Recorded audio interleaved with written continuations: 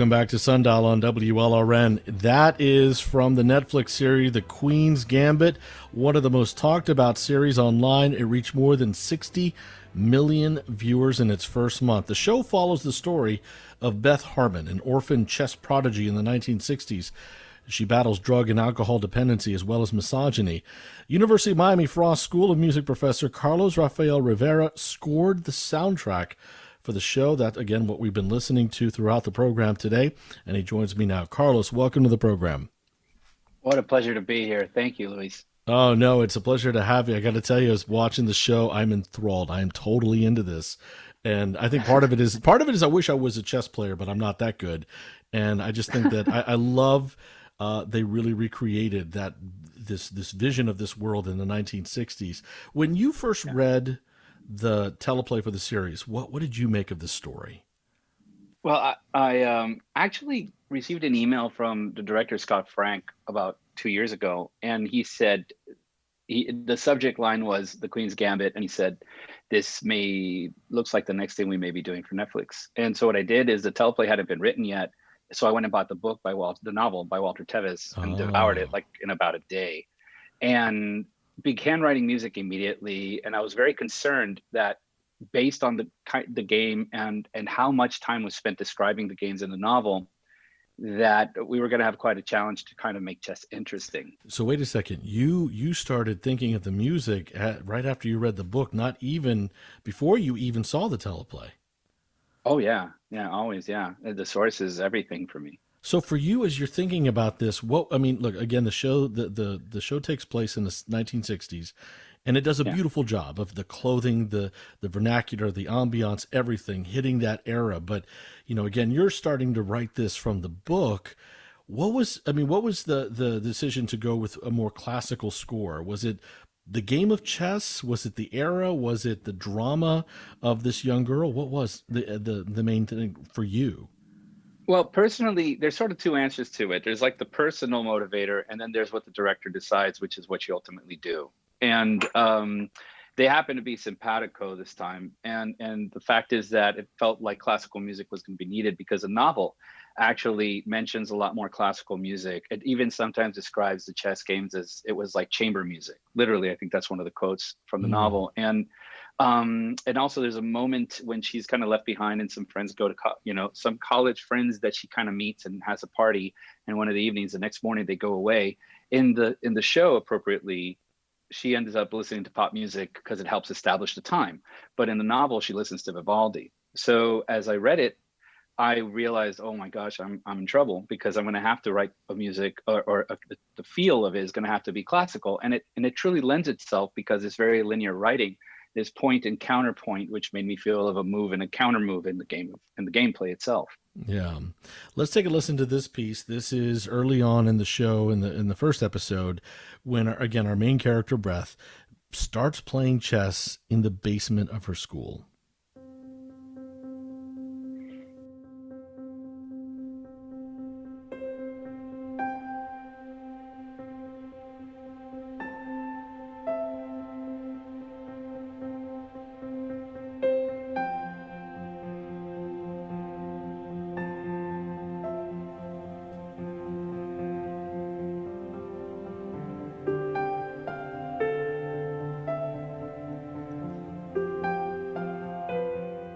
And again, the visuals are so beautiful. But, as a composer, and I wondered, the conversations that you had with the director, Scott Frank, about, this particular scene and what you're trying to create. He's creating the set with the lighting. And again, this dark, dank room with this young girl and this older man and a chessboard. But what are you trying to create? Well, this actual piece that you're playing is actually from the end of the show, and the music's called the piece is called Segrayim, and it's actually my apologies. Yeah. No, that's fine. I think it's cool because it kind of sets up a good contrast. And what's interesting is that some of the first music I wrote, that is the one you're actually playing, I wrote that piece when the teleplay hadn't been written. And this was always a piece I felt of like Beth's redemption, if anything, a character redemption. And as I wrote that piece and the show started to come together, the actual scene you mentioned, which was the basement and the beginning of her story, was the result of choices that were made for her as a child. And so it's very dark, and the music had to kind of reflect that. Yeah. But this music, well, I never thought would be used until I saw the final sequence of the show, which is, towards the end. It's almost like a coda scene. Yeah. And that, I presented it to Scott again because he had heard it 2 years before, and he goes, "Oh my gosh, I think it could work." And I was like, "Oh my gosh, I think he's going to use it," which was very exciting for me because Yeah. I really felt very connected. This music that you're hearing has nothing to do with the rest of the show, and that's why I wasn't sure if it was going to make it. But it feels like refreshing, if anything. Yeah, my apologies. We played the wrong piece. But you know what? I wanted to know, the other thing is, how much autonomy do you have in the process? None. Ah, Dun, dun, dun. No, no. it would be great to say, I've just like, I have incense and I wear a robe and I kind of get creative. The truth is that it is a service industry. And what we're doing is we're servicing the story. And the director is our leader. And we all are kind of gathered together to kind of help that vision become real, whether it's the set design, which I love the fact that you mentioned that, and the costumes and the cinematography and the editing and sound design actually plays such a large role in the experience that kind of uplifts, that you find uplifting, or if anything, engaging as a story. And so I will write a lot of music, and because I have an unorthodox relationship with Scott in the sense that I am on board really before even the screenplay is completely written, and I'm writing music to kind of help him see things through. Sometimes it influences scenes, and it's a real thrill for me to get to do that. Again, I'm talking with Carlos Rafael Rivera, professor at the Frost School of Music and the composer behind the hit Netflix limited series, The Queen's Gambit.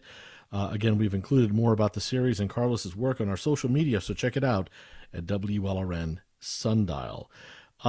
This, as I keep mentioning, is like the most popular show on Netflix. In Netflix history, 62 million estimated viewers tuning in to watch the first month. Why do you think a show about an orphan chess player is resonating so well with people today? I really wish I had an eloquent answer. I think all of us are as surprised. I had a really strong feeling that the chess community would respond well to the show because I know how much love and care was taken by Scott and the team to kind of, they worked with Bruce Pandolfini and Garry Kasparov, one of the greats, to make sure that the gameplay was accurate and reflective, as accurate as it can be in storytelling, to kind of be okay with the community. And so I was excited about the community engaging, like almost like a niche story that Netflix would release. I had no clue that I would be getting to talk to you about this at all. And so I'd imagine, I mean, as a professor, how do you use this with your students? How does this become a teaching tool? Oh, it's one of the great thrills of my life. I've been teaching for like 20 years, at least in academia, and starting at USC in 98, I started teaching. And in 2010, I moved to the University of Miami, and I've been actually director of the media writing and production program for the last 5 years. And so I get to teach. I feel like I get to teach this, because I'm a fan of this. Ultimately, I do this outside of my quote unquote day job, but my day job is as part of what I do as possible. And I get to bring back, what's currently happening and best practices from the quote unquote, I keep saying, by the way, I never thought I'd say quote unquote 70 times in one interview. So I apologize already. but from the battlefield of writing, like I'm in the trenches, and I come back and I tell them, listen, these are all the mistakes I've made. I screwed up here. I messed up here.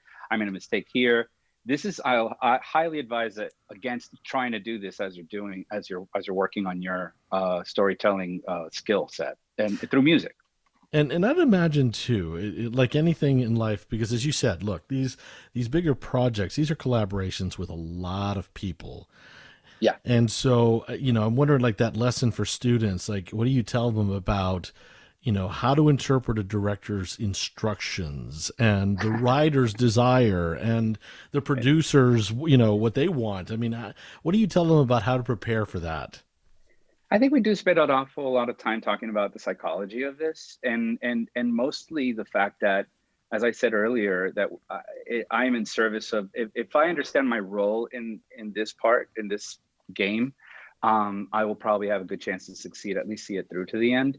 And that is really that you're servicing the story. I think a lot of folks that come into film scoring have, they read John Williams or Jerry Goldsmith, the older guard, or Alexander Desplat, and they go, oh, they must come in and command the room and just make decisions. And the truth is that all of them are serving the director's story. I also noticed very much the classical composers, because I have a classical background. So I was commissioned works and I would write a piece of music and there it is. It's submitted and you can hopefully play it, and I'd be grateful for that.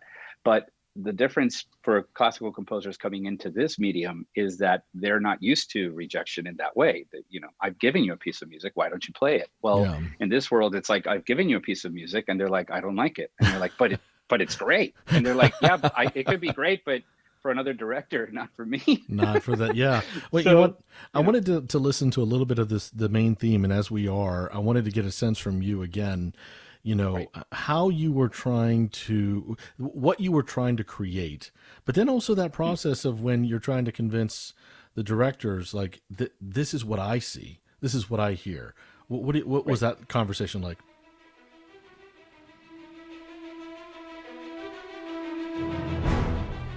And again, I believe this is the main theme. This is the main title. Yeah. This is. So tell me a little bit about how, the process of creating this, and was it an easy sell? This was actually, well, the longer version is that it was not quite an easy sell, but the short version is that it made it to the end. So I'm very happy about that. And it originally was approved by Scott at the end of 2018 as the screenplay was being finished. He hadn't shot anything yet, and I knew this would be the main title. I felt it really. And I submitted, and it lived for a while in that sort of idea. And the principle behind it was that like in opera, there's always an overture. And the overture presents all these little themes that you're going to be encountering, right? Like think of Bizet's Carmen, like very famous overture. Well, this idea was to have this, and since it was going to play at the end of the story, and the end of episode 7, you hear this for the first time. The idea was to kind of do like I don't know about the culinary stuff, but when you have like a deconstructed bistec empanizado, or like a deconstructed Cuban sandwich, and they give you a little piece of bread and maybe an olive and a ham and separated. Well, the idea was to present all of this material throughout the story that would be building and building until we reached here. So all of the themes for most of the characters are in that little 2-minute sequence that you're playing in the background. I was thinking about this, like the future for musicians, because again, as you're teaching these students, you're preparing them for the world. And obviously with the pandemic, one of the challenges is live performances, have been put on hold for a while. But, one of the things that really blew up was obviously, a lot of Netflix, a lot more movies, video games as well. And I know there's a lot of music in that as well. What do you tell the students about the future? Where are the best opportunities for them? I'm always hopeful. I'm always optimistic because I am in a position of teaching. If I wasn't teaching, I wouldn't be able to give you an answer. I think that would be at least what I felt adequate. Or I give you an answer that I felt was adequate from my inexperience with them. But the fact is that students have so much more game than I did when I was a student. When they come in, they really come in with so many ideas that I'm like, oh my gosh, how'd you come up with that? And so I am ultimately the learner. I always do feel that. And I feel our job is to help our students become better than us. And through the mistakes I make in the workplace of this writing for media, journey that I'm in, I get to share with them these things, and they hopefully take those. When you're young, you're probably not going to listen to everything. You'll feel like, yeah, sure, whatever, and then you hit the wall by yourself, I guess, as we all do. Mm-hmm. But at least I feel like I get to present them the opportunity for that. And the truth is, the field has exploded in the last few years, and obviously for the worst reasons possible, the pandemic. And so content consumption has grown exponentially, and they are making it as fast as they can. So I think there is a thriving industry and opportunities for those who are entrepreneurial enough to find them. Carlos Rafael Rivera, professor at the Frost School of Music and the composer behind the hit Netflix limited series, The Queen's Gambit. fascinating show. It really is, and the music is absolutely beautiful. Carlos, thank you so much, and congratulations. Thank you. What a thrill to get to meet you. Thank you so much for your time. All right, definitely. And again, I will say it, I love the show. I am totally hooked on it.